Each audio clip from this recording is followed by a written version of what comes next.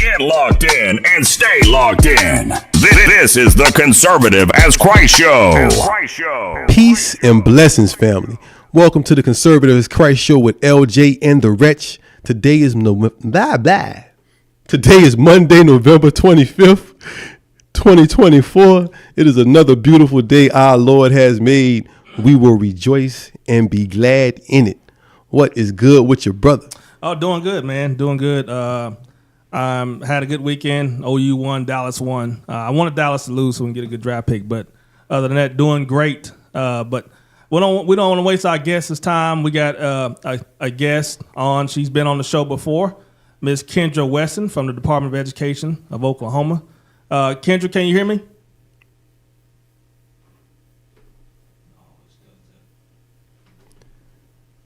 Kendra, can you hear me? I can hear you. Oh, okay. All right. So I had to put you on. I don't know why the volume wasn't working on the Bluetooth. But yes, glad to have you back on the show. Let me give you a call, but let me try to get the phone set up right, okay? Okay, sounds good. All right. Family, we're going to try to get the phone system working properly so she can be able to hear both of us and we can be able to hear her. LJ mentioned that Dallas game. That was a crazy finish to that Dallas game, family. Yeah, it was. We thought it was. we thought that Dallas had blew the game, or at least allowed it to go into overtime. Yeah. And then the kicker hadn't missed the extra point in a long time. Missed two. Missed the extra point. Yeah. And so that was a good finish. That was a good finish. But but your reaction it let me know that, yeah, man, you're not really a Lions fan. You're not really a Lions fan. You still got that cowboy. I am a Lions fan. I am a Lions fan. Hello, everyone. Hey, Kendra, how you doing? I'm doing well. All right. So we was talking about sports before you came on. But you a sports fan? Yeah. Okay, so who are your teams? Well, of course, OU. That's right. Dallas Cowboys, which we always whisper. Yeah. But, we got a good win yesterday. Yeah, we did. Yeah, we definitely got a good win yesterday. Was you at the game at OU? Did you storm the field? No, we have season tickets, and we opted not to go on Saturday. So I'm wondering if that's not the good luck charm is for us not to show up. Yeah, maybe. And I definitely picked OU to lose, just like I've been doing for the past 6 weeks. But even Maine, I was like, well, maybe the way we're playing, I don't know if we beat Maine, but we did. But I'm so glad for those seniors that they got a chance to go out with a win. But. We got Miss Kendra Wesson on from the Oklahoma Department of Education. Miss Wesson, so the Bibles in the classroom is the biggest discussion happening right now. Only it's because money was spent on the Bibles, and I'm in agreement on it, based off what Ryan Walters has said. So what is your response to anyone that says, well, why are we spending money on the Bibles when we should be spending money on to help the education, help to get the education numbers up? Since I don't know, I guess it depends on what outlet you look at, what news outlet you look at, but like 48th or 49th in the country. We are, and if I could start off with that 48th and 49th, we've talked about this before. That's a very narrow band. Okay. Right. We are less than 10 points from top 10 in any given area. So that's a really, really narrow band that gets thrown out a lot. Yeah, I would say as far as spending the money on the Bibles, the Department of Education is able to ensure that it is a historical type Bible. It would actually be against the standards for a teacher to talk about religion in schools. So the Bible is there on its historical context to teach American history and culture. It's also the foundational document for our Constitution. So if you want kids to understand references in literature, art, history, they need to understand things that have happened in the Bible. And when you look at all the things around you that are referenced, so many songs, poetry, stories, movies are based off of the Bible. Right. Yeah. I mean, that's how I seen it, especially when Mr. Walsh was, I think he was on CNN. He kind of explained some of the things that would be talked about in the social studies class or something like that, or history about Martin Luther King and other things that happened in history. So I definitely agree with that. So the money that was spent was money that would already been spent on history programs or supplies for social studies or something like that. Well, it came out of the Department of Education budget that they're allocated. Okay. So it would not have come out of the individual school's budget. And got you. I lost my train of thought. Sorry, it's Monday. No, it's fine. Yeah, so it came out of it was federal money that came out, and okay. Yeah.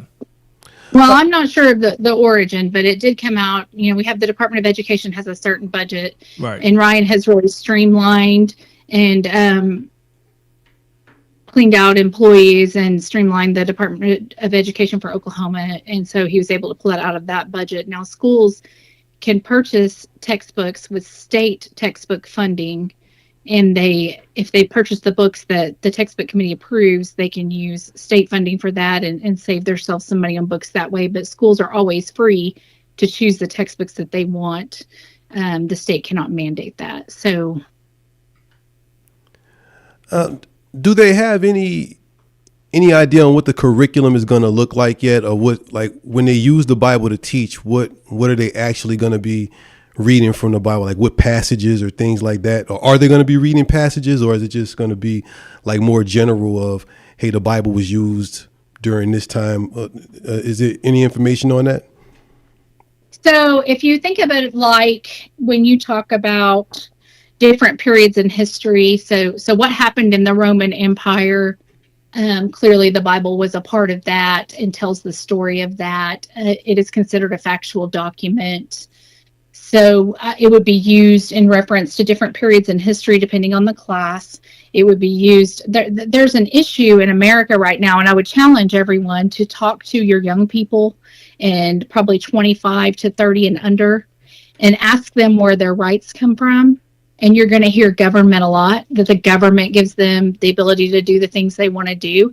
And that's terrifying. We want to understand the part of being a free people means that we know that our rights are given to us by God and they're inalienable. They cannot be trampled on. So if your kids start to think their rights come from the government and the government starts telling them what to do, could you imagine the path that would take them down? So in schools, the way it will be, or the way it should be taught is according to our standards, and every teacher gets those, the standards for that grade and for that class. So you're talking history, you're talking any electives that cover those time periods or those things that happen in the Bible. You're talking about probably a literary context somewhat. Okay. Not math, not. Right. And that's what I was thinking when I originally heard this in the summer. I was thinking it wasn't going to be every class, every period, every subject. It was just going to be a historical thing, because it said it was a historical document. Well, and there has been a myth that, and even people who you would consider biblical have been upset because there was the myth that the Bible was going to be preached from, and their argument was they didn't want someone who didn't believe in the word preaching the word or teaching their kids the religious aspect. But that's not how it's going to be utilized. It is a historical document. There's no way to get away from that. In the Mayflower Compact, they talk about praying and God and what they're going to do. And when they left Europe under religious persecution, they were being forced to worship a certain way. And here in America, they would have the freedom to worship how they wanted. But that doesn't dispel the fact that the Bible was a big part of the founding documents, the Constitution, the Declaration of Independence. If you read the letters that were written during that time period and you really dig in, you can see that it was referenced all the way around. Right. Right. The new department that Ryan Walters, the video that he put out saying that he wanted the schools to show the students. He talked about they made a new department for religious freedom, I think it was. What all does that entail, and what will that department be doing? Well, I don't have a lot of information on what that department's going to be doing. I see the rollout sometimes the same time you guys do, and I hadn't received any information on that. So unfortunately, I don't have too much to go on there. Gotcha. Right. Gotcha. So let's switch to school choice. I talked to a friend, put something in my ear to think about. Now I'm directly for school choice. I mean, I march up and down the street for it if I need to do what I got to do. But as far as like the vouchers and stuff, is that making the private schools are the private schools raising their prices because of the vouchers? That's my question. And then another question is, it's like for far as government overreach is, because there's some concern with like government overreach. Like if you take something from the government, if you take any assistance from the government, then the government gets to tell you what to do. They kind of get to manage, your operations, things like that. So what is your response to some of those claims, some of those concerns? Well, I think that Oklahoma did a wonderful job with the way they implemented it, and we did not use a voucher system. We used a tax credit system. Okay. So you get a credit back on your state of Oklahoma income tax, and our school did not raise tuition, and I haven't heard of very many that have. And we actually have a couple of private schools in Oklahoma that are tuition free, and I have not heard of them implementing tuition. So that's probably going to be one of those things that operates on multi-levels. But my hope would be that schools did not. And our tuition at our kids' private school is around $5,500 a year per child. And I feel like we get a top-notch education. The parents are very involved. And when you look at schools, public schools who are spending $12 to $20 per child, that's really a testimony to what can be done right. in a private school arena. Yeah. That's okay. I forgot about the tax credit thing. So that kind of comps. I mean, I wasn't. It just something I didn't think about when my friend told me about that. But I didn't think about the tax credit deal. And that rose. But you still have. Yeah, go ahead. You still have the piece of schools are competing. Let's not forget the competition piece. Right. They raised their school tuition up, and people aren't getting dollar for their value. They're still paying that school regardless of that tax credit. My assumption would be the way the free market works, they're going to go to a different school. So the schools are going to, whether they raise their tuition or not, that's still the choice of the parents to go there, pay that tuition, and to decide if they're getting value for their money. Right. So the public schools, you mentioned that the public schools they're paying more per child right now than the private schools? Well, so the funding that goes to public schools, if you take all the funding that comes in, there are some schools that are up to $20,000 a kid between their foundations, their federal money, their state money. There are public schools who are getting that much in. Yes, maybe not some of the small rural schools, but some of our large district schools are definitely above 10. Probably I would say above 15,000 per kid. I think the average in Oklahoma is 12. Yeah, that's not the first time I heard that. Yeah. And it doesn't include bond money for facilities. It doesn't include, think about all the things that's not included on that. They don't include bond money on that. So there's a school in Southern Oklahoma that's looking at $70 million for a high school, $1 million for a high school right now that's going to house about 750 kids. I cannot wrap my brain around that. That sounds like Tulsa area. I mean, you don't have to say who it is, but it sounds like something. It was Southern. It was not. I will defend Tulsa on this one. Not Tulsa. No, it was a very small community with 1,200 kids overall in the whole community. Wow, $70 million for a new high school.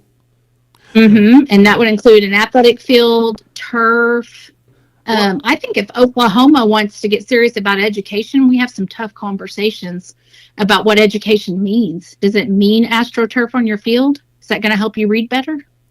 No, I think that's one thing where I think place where we're in agreement. And it's a question I would have is what is the administration doing right now to get serious about education? Because like I would argue like the Bible in the school doesn't. I mean, if you're a Christian, I can tell you all the benefits of the Bible and how it's going to help your life overall.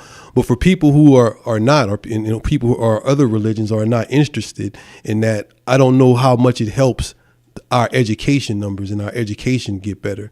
Like so, but those tough questions, I would put that like the money we spent on Bibles to me is the same as the money we're spending on AstroTurf. we don't need is not impacting education. I don't think it's from the same pot of money. No, it's the same pot of money. Bond.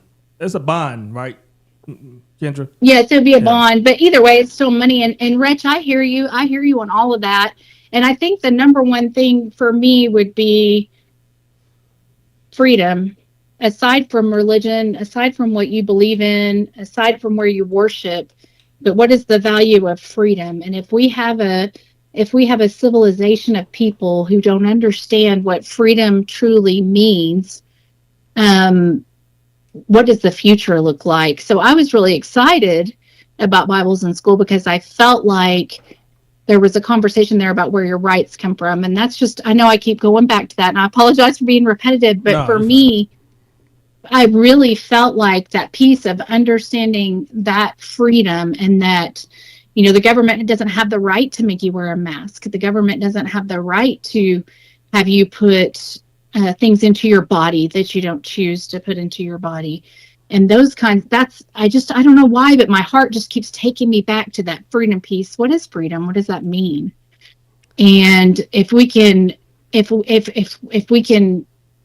put the foundational document that America was founded on into schools in that context, then everyone still has the choice of where that leads them on their religious path if they choose to have one, right? But the knowledge that is imparted on the factual evidence is just a building block for everything else. It's a different type of language. It's a way to understand English better, even on that side of it.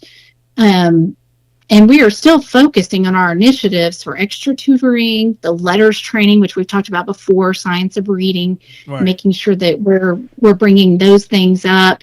So it is in addition to those foundational things. Amira has been rolled out throughout the state to help with reading. This administration has had a huge focus on reading, which really pleases me because we all know if you're not a good reader, if you can't interpret, if you can't understand, you're going to have a tough time with all the other subjects. Right. And I agree with that. And that's the problem. I wish Ryan Walters would get on television and talk about that more, because when you talk about the freedom and the truth that this country was founded on, I'm one of those rare people who don't believe this country was built on Christian principles, for the simple fact that you just mentioned the inalienable rights that God gave us. And we started this country with slaves. We started this country denying people freedom. Those types of things, they're not, and that's types of things that they're saying they want to remove. They're calling that critical race theory, talking about things like that. And so it's hard for me to get behind someone saying, yeah, we want to do this for freedom because our founding fathers was all about freedom. But no, they weren't, and so I would much rather you spend our resources helping our kids learn to read better so they can go and learn to read and they can make those decisions for themselves. Because it's hard to argue the country was built on Christian principles and then champion freedom when you know the history of this country. It's hard to argue our founding fathers was all Christian when you know Thomas Jefferson wasn't a Christian. It's hard to that's hard for me to listen to someone say those things, especially intelligent people who I know those things. Well, I appreciate those perspectives that you have and your experience with things. I would say that natural law, even just natural law, wouldn't you? It would be the same founding principles or the same basic principles of the Bible, the natural law of do unto others as they would do unto you, do not lie, do not steal, do not, our 10 commandments, which, if you believe in Mosaic law, there were a lot more than 10. But 614 of them. Yeah. And Thomas Jefferson did identify as a Christian at times. And he was committed to. I'm sorry, real quick. Anyone who's a Christian, they're going to tell you can't identify as a Christian at times. You can't identify. Well, I'm saying those beliefs. I'm sorry, I probably said that wrong. I'm saying that his beliefs at times were of the Christian faith. And so what I mean by that is it did weave its way into what he thought and how he operated.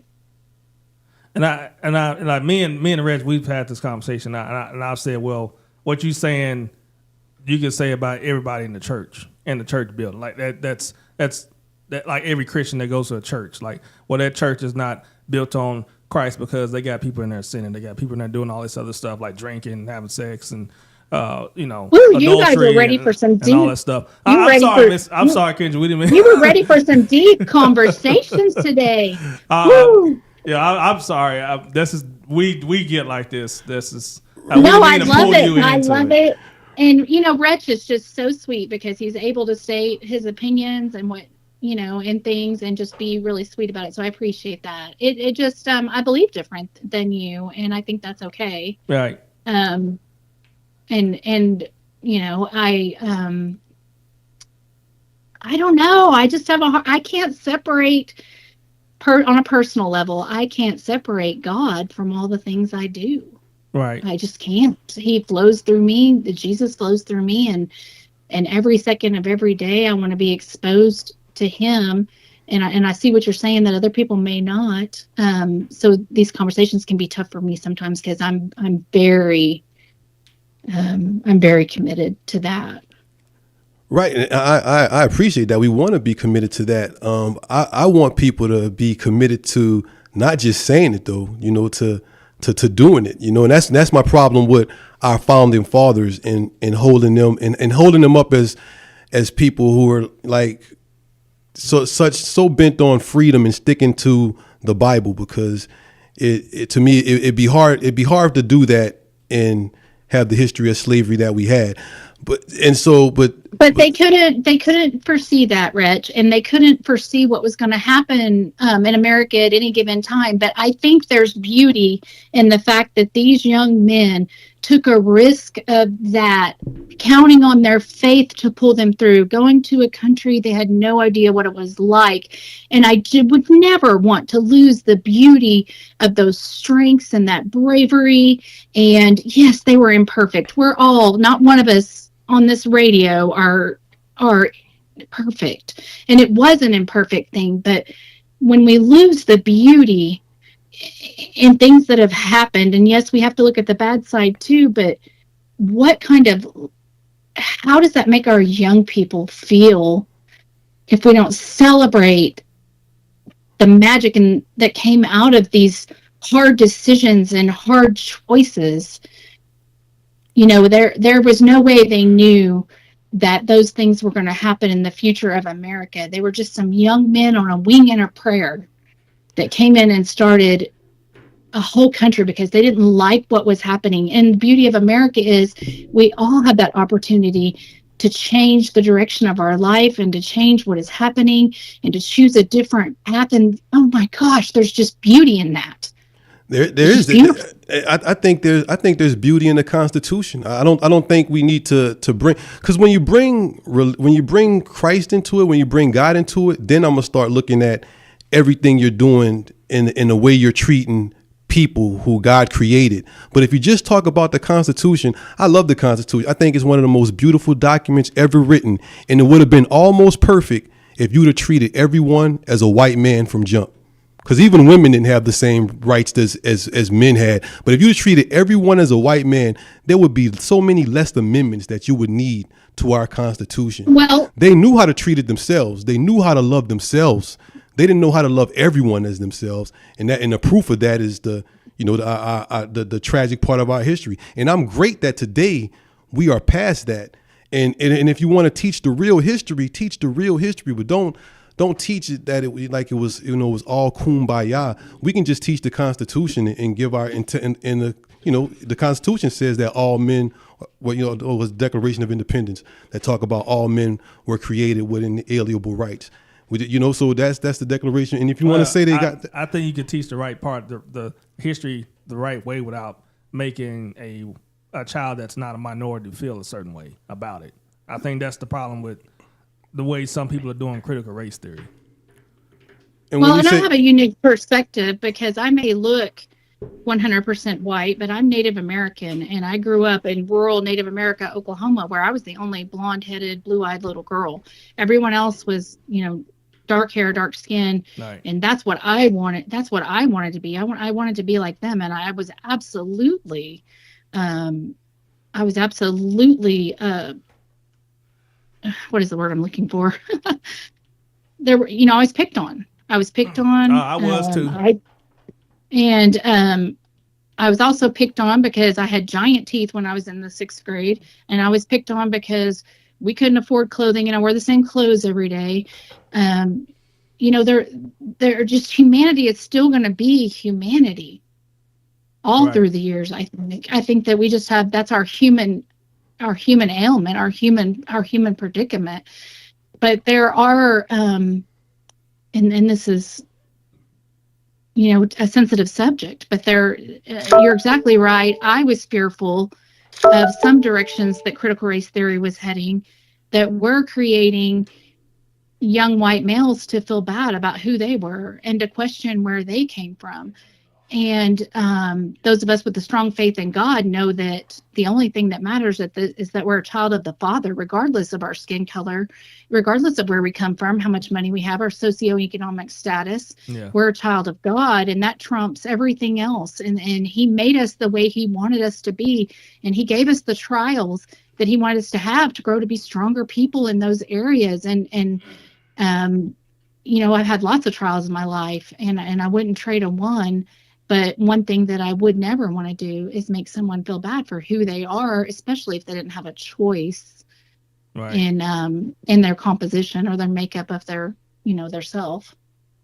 Well, I just think at the end of the day, time will tell. And like I tell everybody as a youth pastor, as a minister of music, whatever, I believe Jesus Christ is the answer. That's why I own the Christian radio station. I do shows, content creator, and I talk about Jesus because I believe Jesus Christ is the answer. And if He's the answer for one thing, He's the answer for all things. So I'm for the Bible in the class, but I'm also for it because it's talking about it from a historical background of the United States and also in Oklahoma as well. And so I'm for it, and I don't think that teachers are going to be preaching to the kids. So. Well, they can't. They will be in trouble if they do. It would actually violate. So they can't. And I sure appreciate everyone's perspective on this and their experience on this. I did vote for it as a board member. Right. So it's just. So before we get out here, if you could, misunderstanding, misconception outside the Bible, of course, the Bible in the classroom thing, but something that, as far as Oklahoma education, what is something that you would kind of put out there to kind of like, some type of misunderstanding, misinformation thing? Oh my gosh, there are so many. Well, I think I do feel like, oh my gosh, there are so many things that are misunderstood. You take your time. So one thing, do I just have to pick one? No, because you got as much as you want. Yeah, as much as you want. You guys are so good to me. One thing would be for parents and citizens across Oklahoma to understand that most of the power over their child's education comes from their local department. Their local school board. All those policies are implemented at the local level. So if they don't like something that's happening and they want to see change, I encourage them to get involved on how the school board works and maybe run for school board. But that is where most of their power is. And I don't know why I feel like that's been hidden from people. And as I'm digging into this further and further, even in my role, there's so much power at the local level. So don't ever cede that power. Jump in, get involved. The second thing would be if the department or the Federal Department of Education was dismantled, all that funding would go away.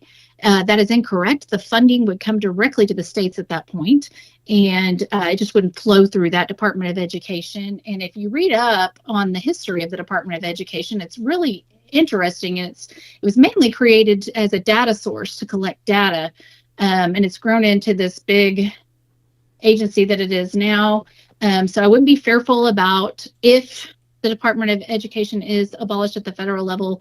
That funding would still be there. We would not be paying. I think I read it cost something like, oh my gosh, billions to operate it.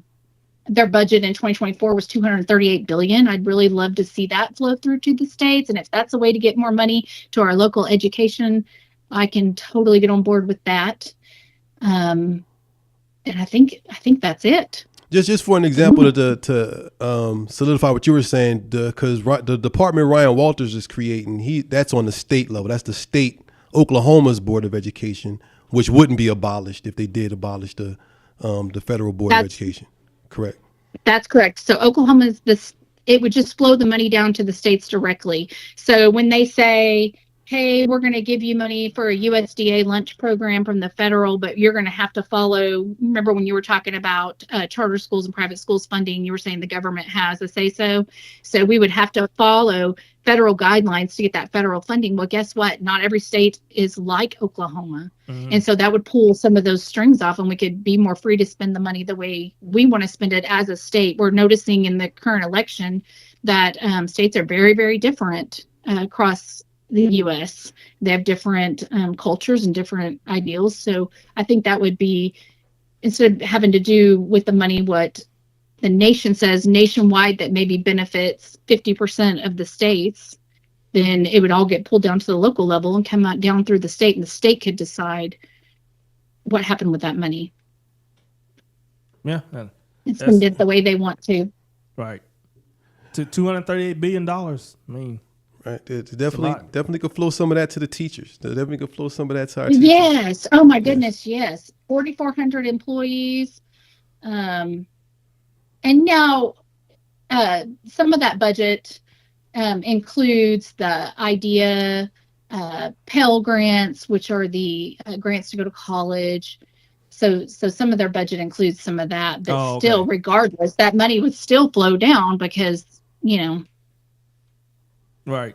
It wouldn't just be done away with like people think. Like they're like, you won't get Title I funding. You will, but it won't come through the National Department of Education, and it'll be probably called something else. So states wanted to allocate more money to special education. By the state, they would decide that. And anytime the states are able to have their rights, I'm a fan of that, because I just don't think people in Oklahoma maybe have the exact same wants or needs as maybe someone in the Northeast or someone in the Northwest. Where us Southerners are a little different. Yes, we are. Yes, we are. All right. Yeah. No, thank you for your time. Thank you. Yeah, thanks for coming on, Kendra. All right. Thank you, guys. Love to have you back. You have a great day. Anytime. Thank you. Bye-bye. Bye-bye. All right. That was Kendra Weston, the Oklahoma Department of State Board of Education member. So great conversation. And it's always good. Always good, man. Yeah. Always good. We're going to take a break, and we'll be right back. It's Young Blako. Santa Claus is coming to town.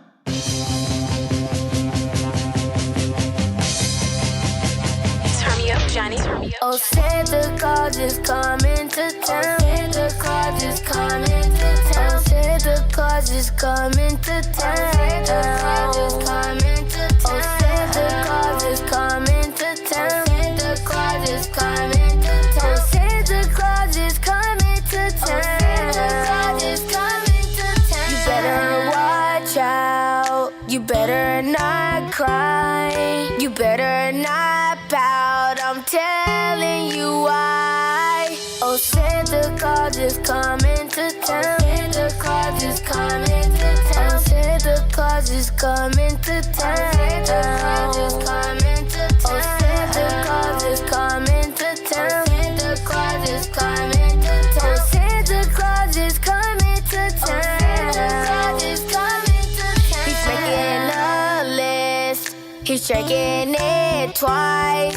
He's gonna find out who's naughty and nice. Oh, Santa Claus is coming to town. Santa Claus is coming to town. Santa Claus is coming to town. Santa Claus is coming to town. Oh, Santa Claus is coming to town. Santa Claus is coming to town. Oh, Santa Claus is coming to town. Santa Claus is coming to town. He sees you when you're sleeping. He knows when you're awake. He knows if you've been bad or good. So be good for goodness sake. Oh, Santa Claus is coming to town. Santa Claus is coming to town. Santa Claus is coming to town. Santa Claus is coming to town. Oh, Santa Claus is coming to town. Santa Claus is coming to town. Santa Trump confirming this week he'll declare. Santa Claus is coming to town. Santa Claus is coming to town. Oh, Santa Claus is coming to town.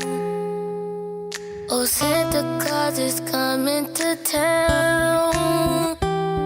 Oh, Santa Claus is coming to town.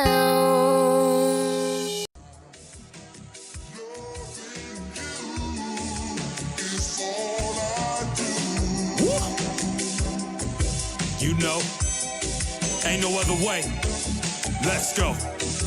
Yeah.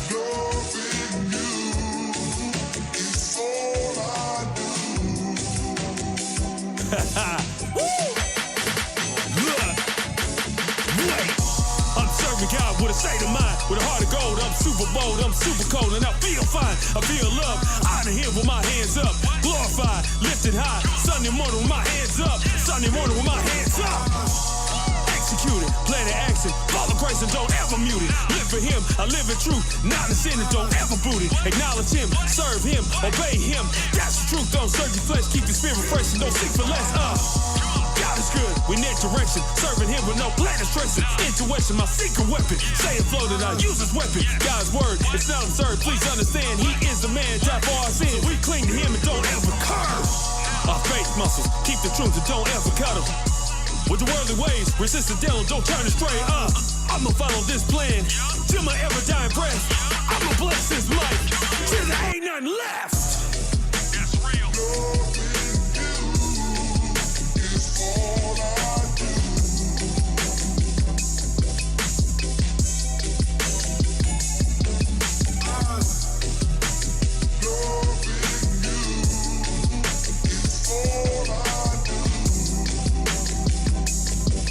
Yeah, monotheistic, you can't miss it, came a long way. Yelling swoop in the moon Cadillac. Hitting licks ain't have no sense, was busting back, that's on my kids. In the double I grew up, ran amok, ain't have no love. Broken hearts, falling out, thought I was cool, thought I was tough. Couldn't count them if I tried, all them nights left mama crying. In and out the system most my life, God he testify. People talk I was no good, I agree a lot, I lie. 2 Corinthians 5:10, we judge for what we did. He forgive if you repent, this the spirit, ain't no skid. Been through hell, promise you, paid up on all of my sins. Can't hold back, I'm going in. No backsliding, it's a win. My windbreaker breaking wind. Do the right of me, 6'5". All my heart, soul and might. Don't give up, keep on fighting that good fight. Hey, look, I say keep on fighting that good fight. Keep on fighting that good fight. Keep on fighting that good fight. Find that good fight. Find that good fight.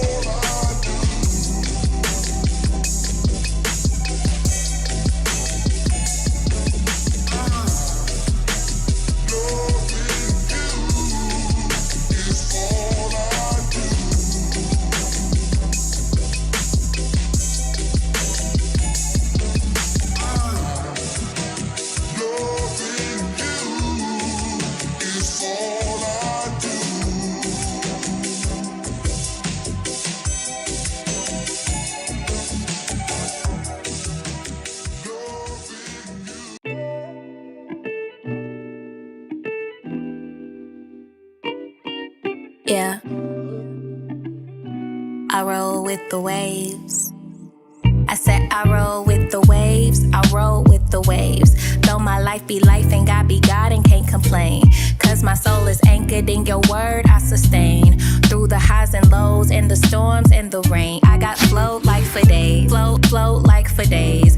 Resting in your calm and steady waters come what may. I refuse to be chained up by my sinful nature. Trying to be conformed into the image of my maker. I can't stay the same, I had to grow, I had to change up. I ain't on no wishy-washy-ish, my mind is made up. Blessings on the way, I got the key, I got the favor. Promise that he never let the waters overtake me. So I roll with the waves, roll with the waves. Know he by my side through every trial that I face. So I roll with the waves, yeah. I roll with the waves, yeah. I made it through another day, I smile through the pain. Though the days are dark, my light gon' shine anyway. So I roll with the waves, Hey, yeah. yeah, I roll with the waves, yeah. I said, excuse me, mind if I slide in for a second, need some guidance. Glance at my stride and see a blessing, I'm relying on the lion. Through my nostrils burning fire, his presence is a present I desire. Dire, need of a savior called the Messiah. Jesus got my steps, I got this glow on while I'm gliding. I'm smiling, cause my feet walking on dry land. Keep moving by faith, he lifts me high, glorify him. I'm justifying what they thought I'd be. All I know is once I was blind, now I can see. And I'm rejoicing in my sufferings. Persistence built my character, and now I got my hope in Josie. the waves, roll with the waves. Know he by my side through every trial that I face. So I roll with the waves, yeah.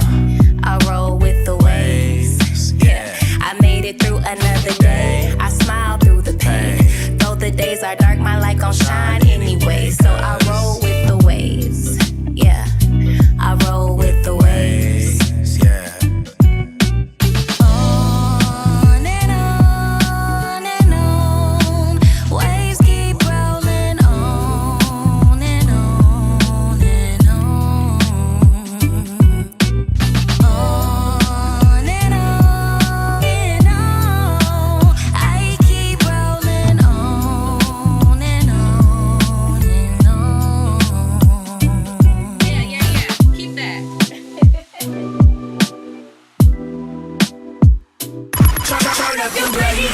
Right now, Guess who? Nobody got nothing on us. you're locked in to the greatest station, KLRJ Jam OKC 86 Radio.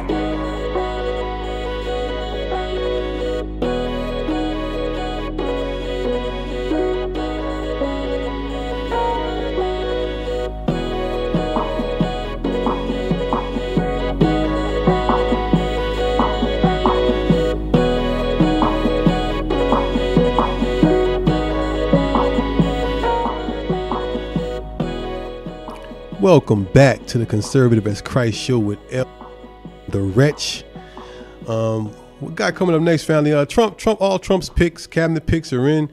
We'll definitely dive deeper into that as the weeks go on. But right now, we want to talk a little bit about the border. Make an announcement. We gotta make an announcement. Open mic this Friday. Also, seminar is happening. Writing seminar is happening this Saturday. Open mic this Friday is at 8 p.m. Adrian Butler will be the featured artist. We're also going to have a Texas takeover. So we're having like 5 artists coming from Austin, Dallas, DFW area to come be a part of Open mic. Yeah. So it's going to be a great night. Free pizza. First come, first serve, because the donor gave me a gift card for Hideaway Pizza, and Hideaway it's you can only get like 4 pizzas for $100. So if you like to donate, if you like to help with the food, let us know. JamOKC86@gmail.com, 405-374. Golly, I forgot the number.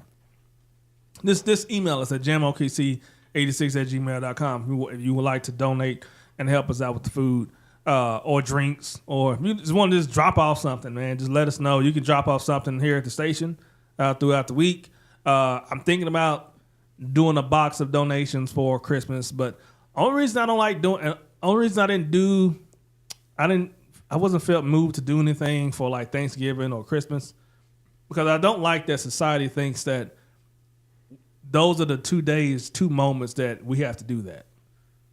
People need clothes, they need food, they need shelter throughout the whole year. So I just don't like implementing like making that just the one time and the 2 times of the year that we actually focus on that. So that's why I never do anything for Christmas or Thanksgiving or like I just, people need help all year. You're right. I just You're wrong, family. We got a saying: Christmas just means Messiah more. Season keep the season going. Never ends. Yeah. Never ends. Yeah. Never ends. Yeah. Come to the open mic night hungry for fellowship though, and you'll never go wrong, family. Never go wrong. Come hungry for fellowship. Yeah. But yeah, so open mic, free event. Seminar, the seminar, we got a writing seminar. It is $40 per person. So you can go on our website. No, you can go to our Instagram page and go to our Facebook page to get that information if you want to get signed up for that. Or just email us at jamokc86@gmail.com. My boy Jay Nice from Austin, Texas is coming up here to teach that class. He does these classes throughout the country. We're going to be streaming it as well. I'm trying to figure out how I'm going to make that work. But also the guys that's coming up here for the Texas Takeover, they're going to be doing a cipher Saturday on the radio. So we're going to be doing Facebook, and YouTube, and also on the radio app. So that's going to be good. Maybe I can get Oklahoma City guys to do it. Maybe this will kind of encourage y'all to do a cipher. You know what a cipher is? Nah, man, I don't know what a cipher is. I have no so idea. basically, Explain it to me. Like Explain it to me. It's like 5 or 6 people rapping on the same album, same song. Like really? You do 6, 8 bars, somebody else do 8 bars, somebody else do 8 bars, somebody else do 8 bars. Oh, no doubt. Sometimes they like tag team in, go back and forth. Yeah. I got you. Okay. Yeah. That's what they're gonna send me a track and they just gonna go for, I don't know, what is it, 10 minutes or 12, I don't know how long it'll be. But it's gonna be fun. Yeah, so we'll be doing it after the seminar. Yeah. And for all the family, man, I'm sorry, man, because you thought I was serious, but yeah, man, I know what a cipher is. I didn't want to leave. Like, I thought you was gonna get the joke, man, but then I saw you like, oh, he really think I don't know what a cipher is. Oh man, because I didn't know, man. My bad, man. My bad. But I clean that up for my family who be like, man, why you left your boy out there like that, like that? So I want you to, man. My bad. Yeah, I know what a cipher is. I know what a cipher is. I thought you from New Orleans, so I don't know if y'all do that down there. Yeah, man. You don't know, man. We are hip hop in New Orleans, man. We music in New Orleans. I don't think that's hip hop. You can't dispute that. You can't dispute that, man. Y'all jazz. We everything, man. We the melting pot. We everything. I don't think that's hip. Like I used to listen to Lil Wayne and No Limit. I was a No Limit soldier. Really? I used to think I was a No Limit soldier. You know what I'm saying? That's like Dirty South. They made them and T.I. They made what Dirty South rap is. Maybe not mystical because I don't really know what he was saying half the time, but I do remember 55 pair of Jordans and 3 leather jackets. I did hear that in one of the songs, but other than that, I don't know what else he was saying. Yeah, but we got Rand Paul on News Nation. This guy, he used to be... Trump confirming this week he'll declare a national emergency on immigration, much warranted, and use Pentagon money and our military for mass deportations once he gets into office. I get News Nation. Now, those working closely with Trump on immigration also pledging to bring back Remain in Mexico, a very successful policy. I think Nation has Cuomo, right? The guy who used to be on CNN. Let me see. Other than this plan. Cuomo is on News Nation. Yeah. Okay. So this is News Nation. Yeah. News Max is the one that's is to the right of Fox Trump News. confirming this week he'll declare a national you know what I'm saying? emergency It's to the right of Fox News. If you're to the right of Fox News, man, I'll listen to you if you right. You got to have a real compelling reason to get me to listen to you, though. Right. Yeah. Well, to the right of Fox. Well, so I mean, they're getting up there in the rankings as far as like real news stations and stuff. So, Newsmax is. I mean, they're on cable TV now. So they've turned into a respected bunch. So, but I like Newsmax. I like Real American News. That's right of, well, not too far. It's not too much right of Newsmax, but it's right of Newsmax. Salem News Channel, I like them. I like News Nation. I like TYT.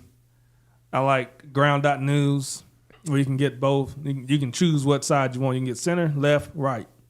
Yeah, that's the kind of media I like to listen to. Stuff where they give you all the information and let you decide what you want to do with it. I'm starting to like CNN because they're having, another voice on there. Now they attacking it, but they still having a voice on there, like Scott Jennings. He's on there all the time.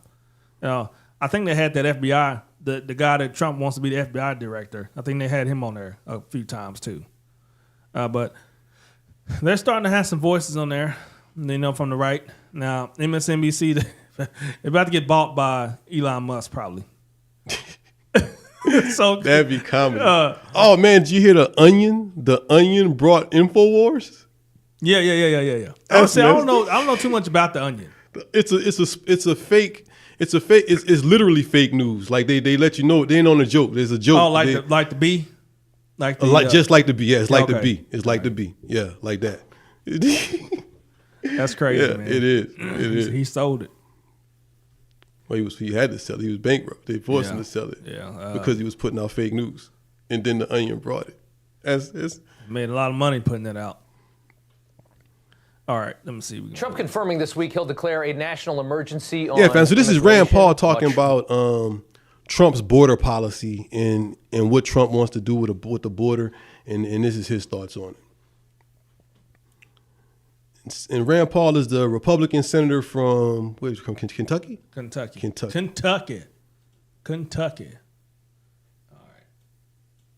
Trump confirming this week he'll declare a national emergency on immigration, much warranted, and use Pentagon money and our military for mass deportations once he gets into office.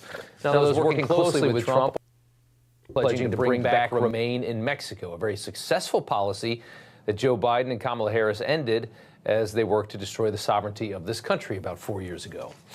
Trump has a much-needed ally in Senator Rand Paul, who's going to head the Senate Homeland Security Committee and has pledged to bring back Remain in Mexico. And Senator Rand Paul joins us now. And, sir, it's good to have you back on. Remain in Mexico forces asylum seekers to wait for their cases to be heard in Mexico. You say the Homeland Security Committee's first hearing will be about reinstating that policy. Will this be more effective doing it this way than just an executive order? Well, I think executive order will be in order at the time Trump comes in. But the thing is that in addition to that, there are some policies that we need to address. For example, most people see the images of people coming across the river and don't understand why they can't be placed right back on the other side. Why people come across the river and they're coming through concertina wire, and our Border Patrol is cutting the wire to give them access to our country. So I think we need to address what are the legalities, what are the rules that can be changed, what can be done through executive order, and what requires legislation. But I'm for all of the above. My understanding is that immigration law says that the president may admit migrants to this country under asylum. It doesn't say shall. So I think the president has the prerogative, whether there's a pandemic or not, the president has the prerogative to say we're full and we're simply not taking migrants for asylum at this time. I think the president has that much leeway. So I think he can, through executive order, simply say no more. But we have to also address what the policy is for those coming across the border. Are we going to process them and say, no, you can't come after we processed you in our country? Yep. No, I think they should be immediately placed back on the other side.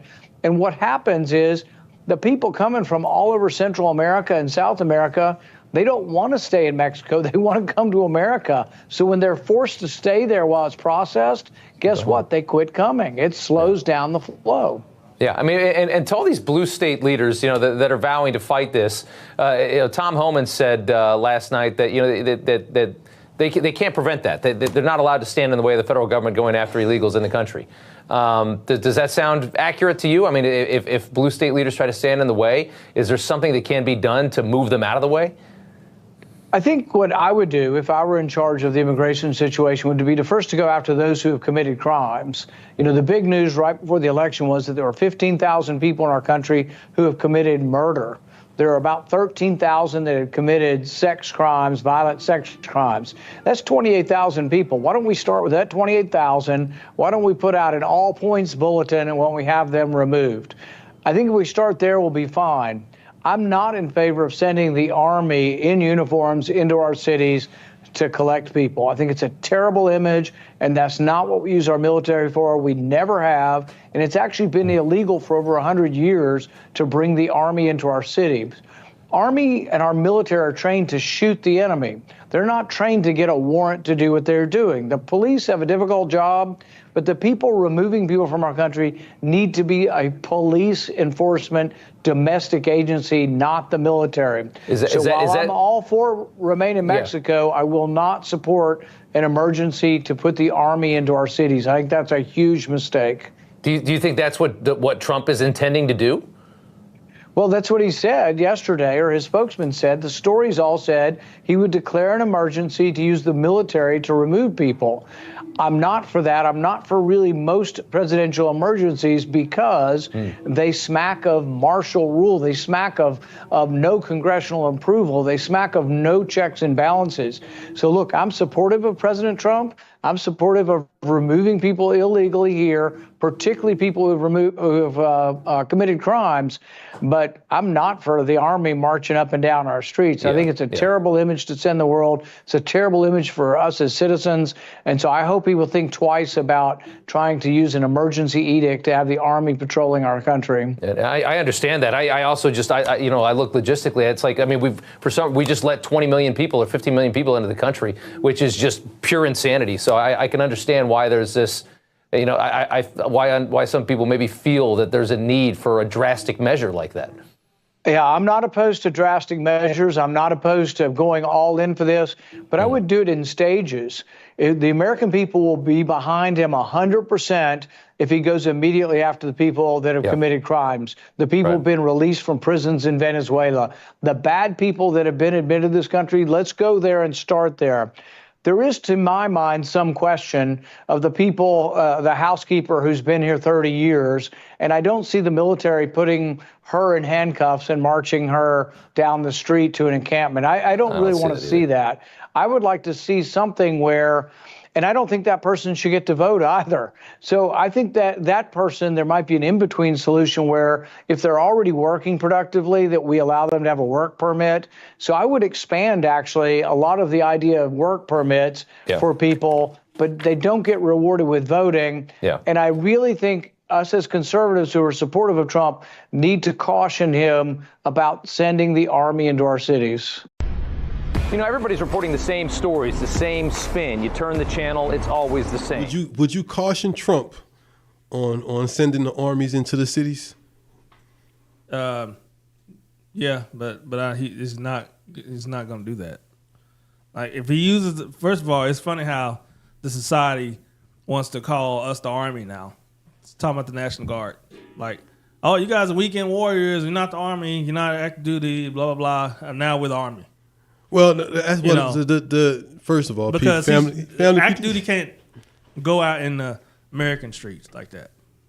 Well, if Trump National Guard, the president can use the National Guard. Well, the president can use the National Guard whenever he wants to, but if he declares an emergency, he can put the Army there. That's what he said he was going to do. Well, he didn't say Army, he said the U.S. military, which includes the National Guard. So he could be talking about the National Guard, but the way he said it, I think from what I've been told of presidential powers and the National Guard and what it can, it's we're the only ones that can carry live ammunition and rifles in the streets of America.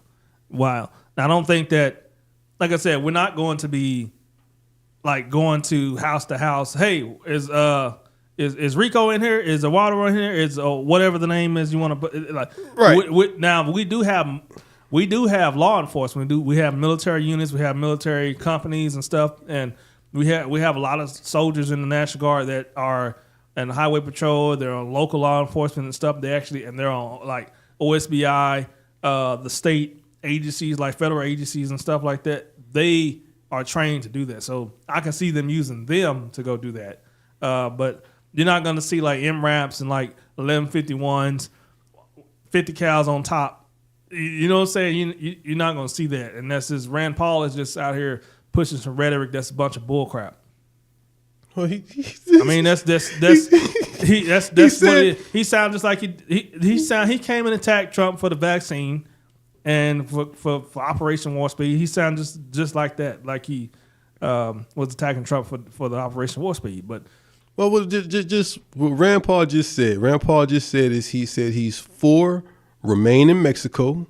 I'm talking that is fact. Yeah, I'm for that too. I think that's what really will help the immigration. Like he said he took it a step further. He said he's for closing the border for asylum seekers. He said, look, it doesn't say we have to. He said he wants to close the border for people seeking asylum. I'm not for that. I think that's too far. I think there's people. Because the deal is if you come and seek asylum because you didn't pass through a safe country.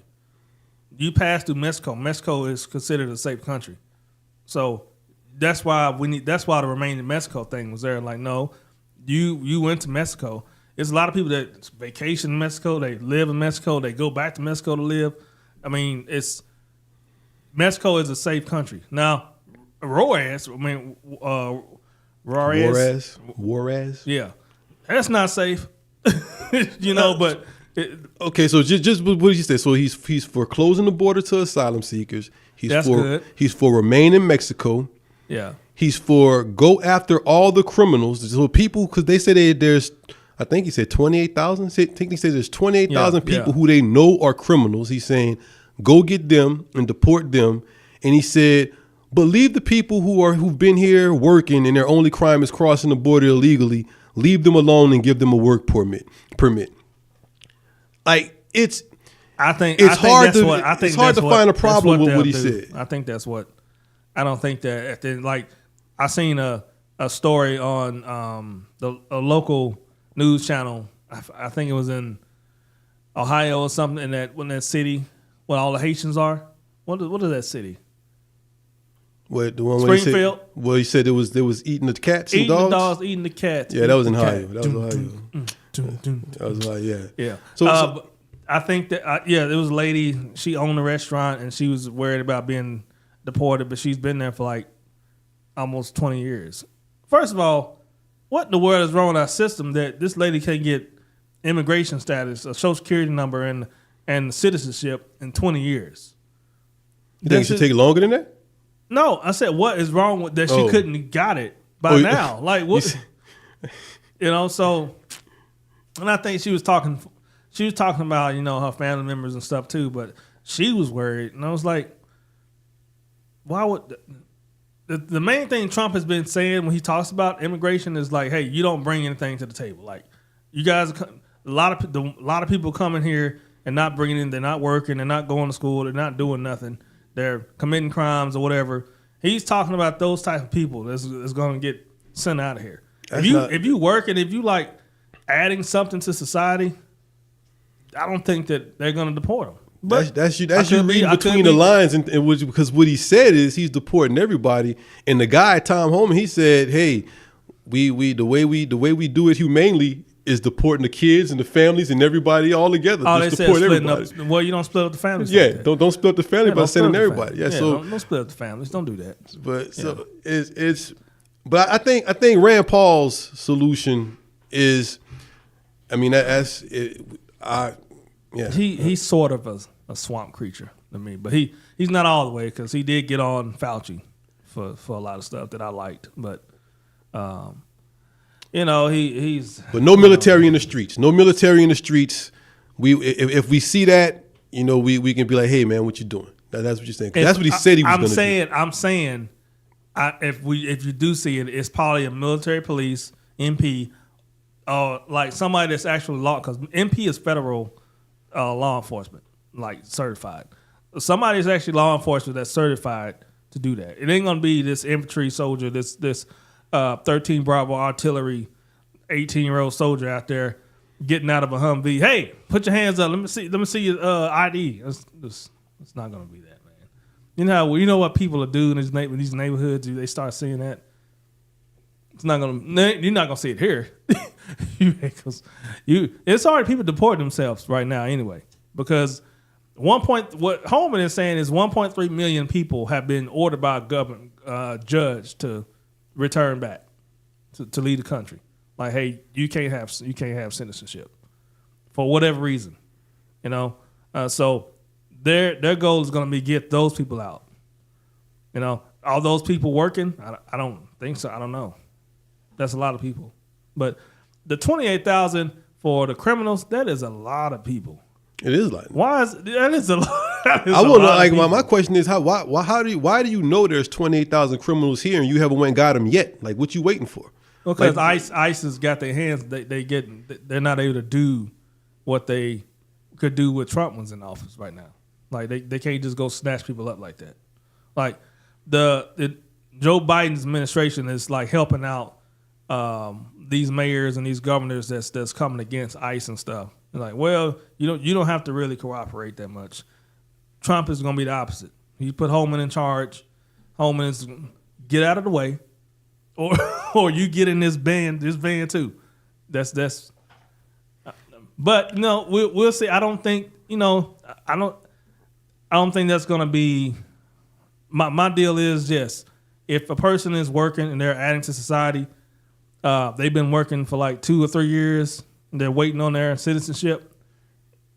I don't think you should deport them unless they committed a crime or something. Right. Yeah. I think what another thing is not just committing a crime here is what you did in the country you were at, too. So I think that's another reason why some of the judges was like, no, you was found guilty of this, and then you came up here. So, and then I don't know. Remember, a lot of times people get deported through 2 or 3 times. But the guy that killed Bob Berry Jr., guy that killed Bob Berry Jr., he was deported. He had been deported 3 times. So he was over here a 4th time, and then he did that legal U-turn. So I don't know how to, you know what I'm saying? I think, like I said, if he uses the military, it's going to be on the border. It's going to be like logistics, like helping people with food, medical, and all that stuff. But if you see actual soldiers helping detain people, it's the soldiers that's got. Now, the problem is most of society don't know that. The people, what was it, less than 1% that's in the military? Yeah, less than 1%. So most of society doesn't know how the structure of the military works. So I know how the structure of the National Guard works. I'm in the National Guard.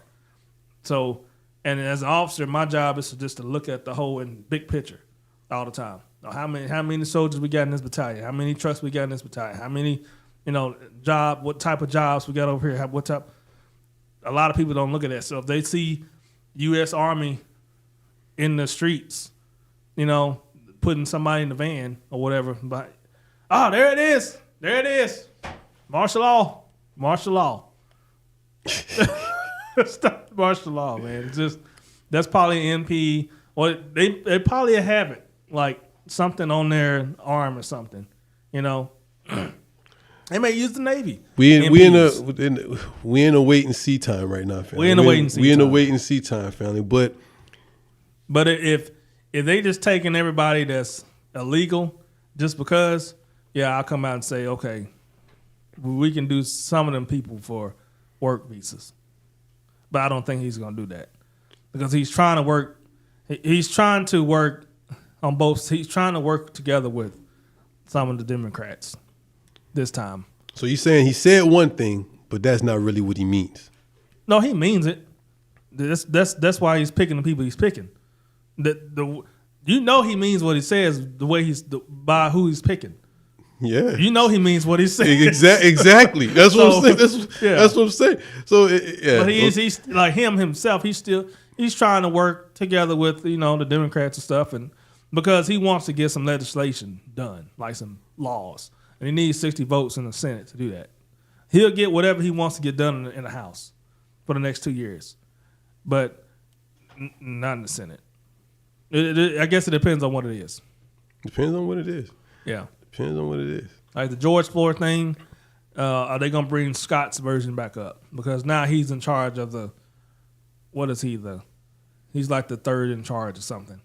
Right. Yeah. Scott's version was pretty much the same as the other version, except it wanted to keep in the qualified immunity, and we don't want qualified immunity. Oh, so yeah, Trump said that. Yeah, we don't. So they may bring that back up. Yeah, I know they want it. Yeah, we don't want. We don't want that. You shouldn't be immune from a crime. You know, wearing that uniform gives you a higher burden. You know what I'm saying? You don't get a lighter burden. You get a higher burden. You have to be better than everybody else when you put that uniform on. And if you don't want that responsibility, don't put that uniform on. You know, but you should be held to account for what you do. I think we don't want Scott's version. Yeah, the qualified immunity is just, hey, you can't come after everything I got. After I can give my inheritance to my wife and children. You can't take that. That's mainly what the qualified immunity. Nah, it's more than that. It's not only you can't come after me for what I got. I was right not to immune. do this. Like the IA, the IA still gonna invest. Like can still determine that you was wrong and fire you and put you in jail. Internal affairs. I mean, every police department has the internal affairs. But from what I've read and what I've been told, the qualified immunity is there's people like being able to sue the police officer for the house, the car, the land, the trust fund. Not the officer, the city. It's not the officer because the city would be on the hook for that. I was told it was the officer, like the person, like you, like that person. And I got $55,000 in the bank account for my child or for. Well, I'm suing you for that because you did this. Well, my child didn't do that. I did that. If I'm found guilty, Yeah, I don't know. I don't think that's right. I don't think that's right. I don't like. I'd have to read up on exactly what it does, but from my understanding of it it's what it is. It's what it sounds like. It makes you're free. You don't even go to jail. You know, like because what you did wasn't wrong. You was acting in your line of duty, but. Well, he actually said that at the NABJ. He said no. When they asked him about that, he said, well, no. If the people, it'd be for certain people. If you actually did the crime, we're not gonna give you immunity. Like if you had a wrong shoot, if you didn't follow the law of the police department of your training, then no, we're not gonna give you immunity. But if you followed the training, you follow what they telling you to do. And the law, then yeah, you're gonna be available to have the immunity. Maybe that's a wait and see thing too. It definitely is. We need to get Hollywood back on. Hollywood. Oh yeah. I'm about to see him in Phoenix, so we need to get him on before that. We need to get him back on, man, and ask him about it. Chop it up. But there you have it, fam. This has been the Conservative as Christ show with LJ and the Wretch. We are here every Monday, Wednesday, and Friday. Until next time, keep them with you. Get locked in and stay locked in. This is the Conservative as Christ show.